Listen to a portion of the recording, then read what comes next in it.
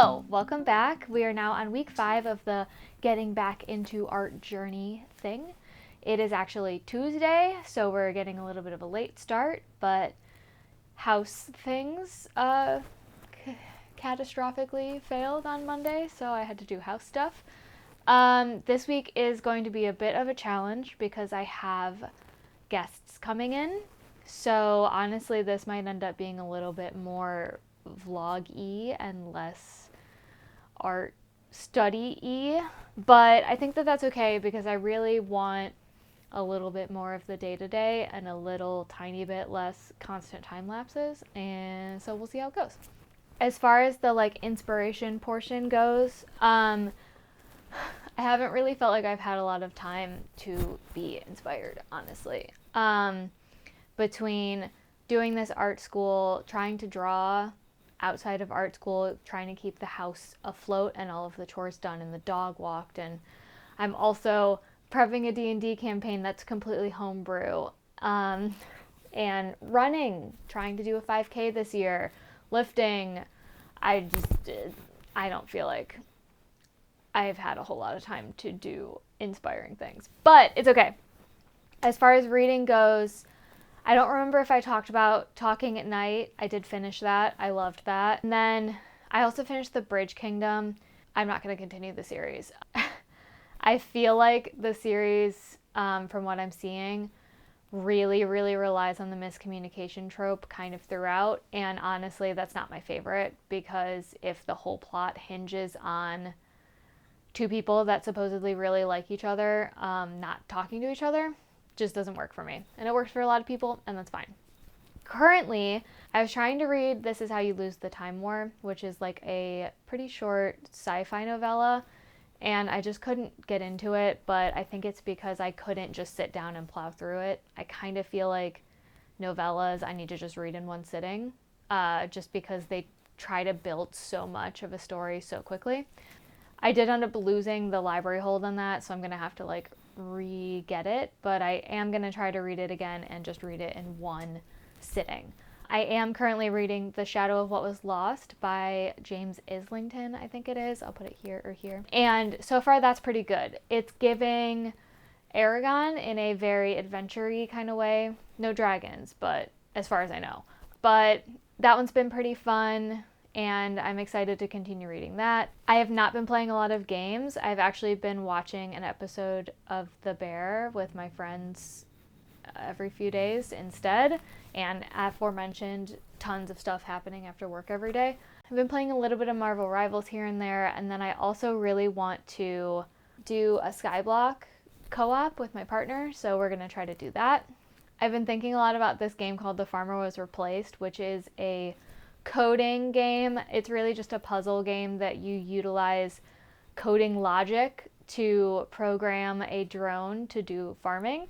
And I really want to dig into that at some point, but again, aforementioned, always busy. So now is not the time, but we will get there. And then as far as art goes, I have not had a lot of time to engage in art stuff online, but I always have loved the art of Faunwood, and then also J.A.W. I actually own several stickers and stuff from Faunwood and a few pins, and then also the most of my art in my house, which is not very much, is J.A.W. So we'll just give them the honorable mentions this week because I always love their stuff. So that was actually a pretty long intro. So let's get into the art content. So now I am doing some gesture studies within Photoshop.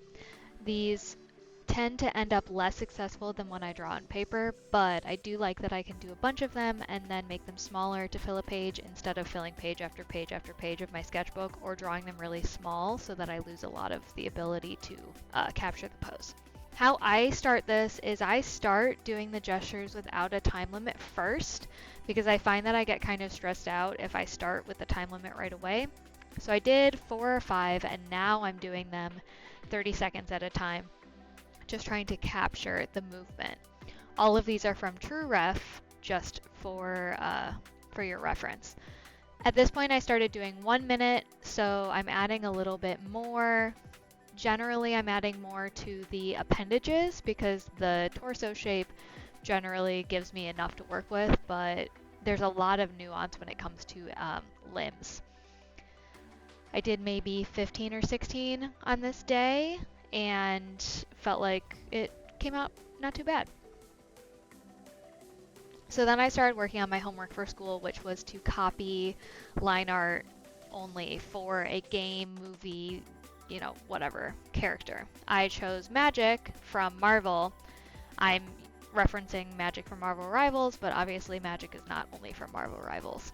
I still kind of hate drawing digitally and don't like how this turns out, but I do admit that being able to draw armor and stuff over a really lightened sketch does have a lot of perks.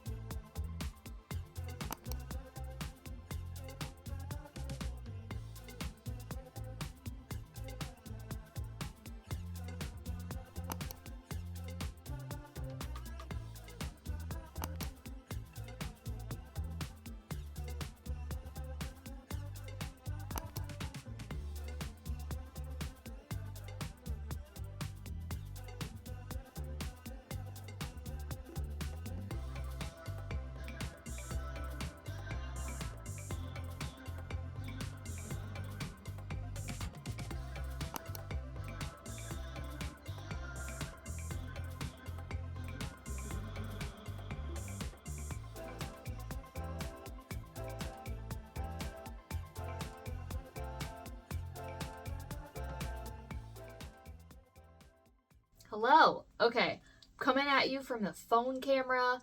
It's week 6, about midway through week 6, and I realized now that I've done 2 of these videos that, one, I need to film the book update stuff when I finish the book and not in the next week because I'm afraid I'm going to forget and I don't want to leave you guys hanging. 2, an exciting art thing happened. So let's do the book stuff real quick. Okay. So I did finish The Shadow of What Was Lost. I'm giving it a 4 out of 5. I felt like the author did a really good job at keeping 4 main characters easy to follow because, if you're switching from 4 point of views at one time and all of these people are not in the same place and are interacting with different people, it can get kind of Warrior Cats vibe where there's 9,000 things going on all the time. So this was super good. It does feel very Aragon-y minus dragons. Just the adventure vibe and the kind of war politics vibe. I don't know. I liked it. I'm going to read the second one. I have it on hold at the library. It's the Echoes of Things to Come or something. I think it's blue. I don't know. I can put it here. So I'm going to dive into that hopefully whenever it comes in. In the meantime, I did start Enchantra, which is the sequel to Phantasma.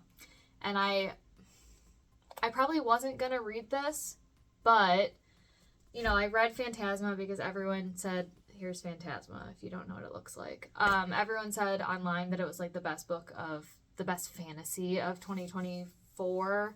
And so I read it, and it was entertaining. It was very, book talky, which is fine. But then my friend got the sequel, and I love reading books with other people, so I was like, yeah, I'll get it. So we're reading that. I'm gonna have to find something to read between this and diving back into like the epic fantasy world, because I'm feeling a little bit burnt out on the drama, but it's okay. It'll be fine. So the art thing. It's Thursday. I haven't done art school this week yet, but because I had people in town over the weekend, and you've probably seen some of the stuff that we got up to before this. So on Monday they were here and we were like doing stuff, but inexplicably at like 5 p.m., which is when I usually get off work, I was like, I want to draw something. And I realized that, I've been doing the art school thing on Monday pretty regularly now, and I can't remember the last time I got excited about art. So that was just super exciting, because I feel like every time it's been this is the thing that you have to do. And there's some sort of excitement because of the novelty of this new thing. But for the most part, it was just, I'm doing this thing and I hope it will be worth it eventually. But this week, I'm like excited about it. So that's super good. I don't feel like I have the stamina, like the mental stamina to do something start to finish like I did when I was a kid. Like when I was a kid, I would be like, little horse girl me would be like, I need to put something on paper this minute. I need it to be colored. I need to it just needs to get out of my head. Have not felt like that in forever. So just this inkling of, I want to put pen to paper and make something, even if it doesn't end up as like a rendered, finished thing, is very exciting. I do still need to finish my assignment that I was working on. I was hoping to dive into the next assignment today, which I think is starting perspective, but I haven't finished the sketch and do line art of studies of like a movie character or a film or video game character kind of thing. I still haven't finished that. So today I think I need to do that. And then maybe this weekend I can start diving into the perspective thing, but we shall see. So that was a little check-in, and we're going to go back to school time. Bye! I was all like, I need to do school today. I should have some real food with nutrients. But ramen.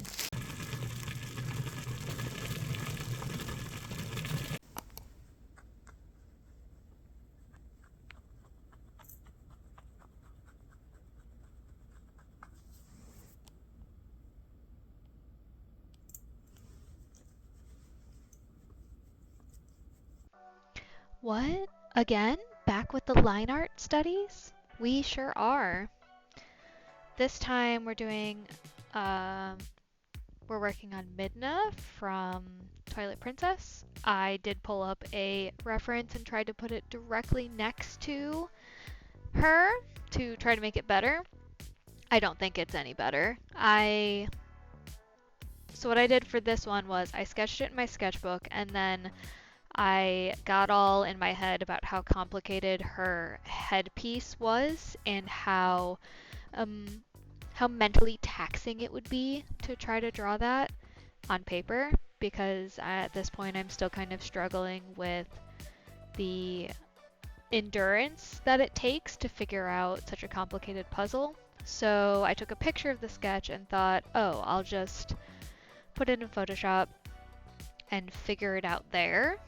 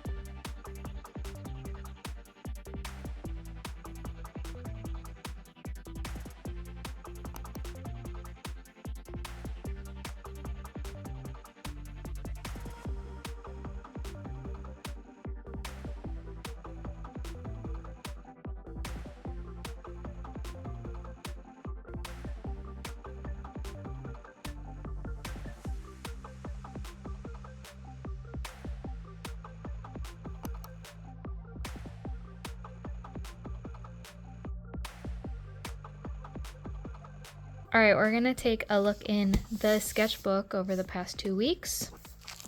All right, so we did our line art studies, and I did end up putting a little color on them just because I was really kind of disappointed with how they turned out.